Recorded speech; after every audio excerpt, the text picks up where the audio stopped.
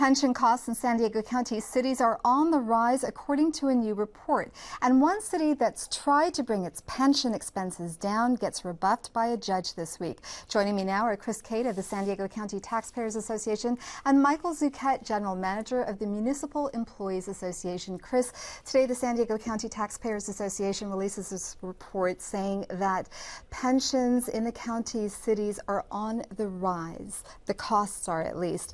But they're going up in the cities of Lemon Grove, Del Mar, and Coronado in particular. Why? What's happening there? Well, cities have been late to implement pension reform, and some of these cities are seeing the results of that, and they're going to be seeing increased pension costs for the upcoming year that begins on July 1st.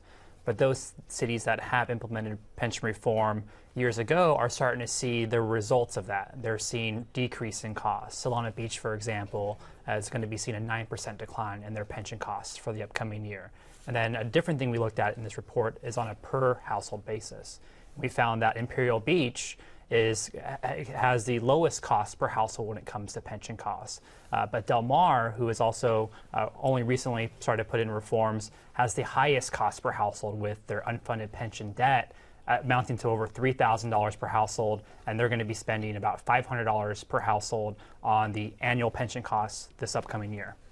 So why have some cities been quicker to implement pension reform and others have not? Has the pressure come from the outside or on the inside? Some of it's from the inside. I mean, Solana Beach, who we recognized with one of our Golden Watchdog Awards a few years ago, they started the process early of a dialogue with their employee unions and as well the city council, who has the ultimate say on these labor agreements. They had the political will to do that. Some cities who haven't implemented reform, like Santee or Coronado, they haven't gone forward with some of the reforms, like having a second-tier retirement formula or having their employees contribute their full share. Michael, one city that tried to implement reform was the city of San Diego. Voters overwhelmingly passed Proposition B last fall against the warnings of the union. A judge ruled this week, an administrative law judge ruled this week from the Public Employee Relations Board that the city violated labor law. What is your reaction to that ruling? Well, first, that the proposition wasn't pension reform. The real pension reform was what's happened at the bargaining table in San Diego over the last 7+ years, where a lot of these reforms, including the ones Chris is talking about, were done in the city of San Diego years ago. And in addition to Proposition B being legally flawed, as you point out with the administrative law judge's decision, it was morally flawed because we had done all this good work at the bargaining table, yet the politicians wanted to play politics with pensions and go to the voters and put up this proposition which doesn't save real money and, oh, by the way, is illegal. The future of the proposition is uncertain. The administrative law judge's ruling was clear, as you said. The city violated the law. It appears that Jan Goldsmith wants to appeal that and spend more money and spend more time litigating rather than actually saving money for taxpayers, and so that's what we're going to do. But we're confident at the end of the day, the argument and the warning we made very clearly to Jan Goldsmith and Jerry Sanders when they first started doing this is that you can't do this is gonna carry the day.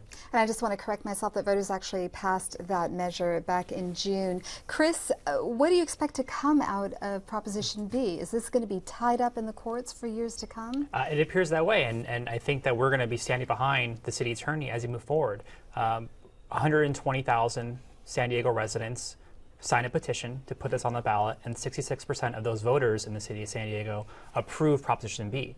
And they deserve to have pension reform implemented to the fullest extent. And we've applauded the mayor, Mayor Filner, who wants to move forward on a 5-year pensionable pay freeze.